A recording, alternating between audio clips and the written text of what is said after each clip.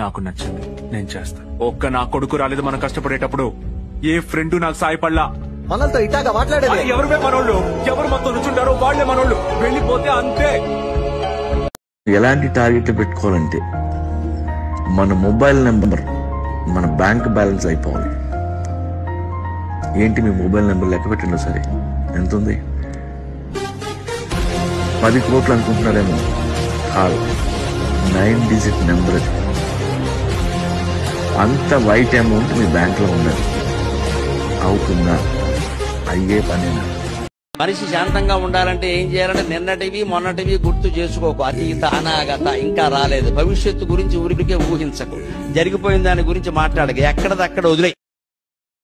సొసైటీని సీరియస్ గా తీసుకోవద్దు. నృత్యాలు లఫుటులు తప్ప ఎవరున్నారు అక్కడ? పని చేసుకో, దాచుకో, అమ్మ నాన్నని నాన్న వాళ్ళని చూసుకో.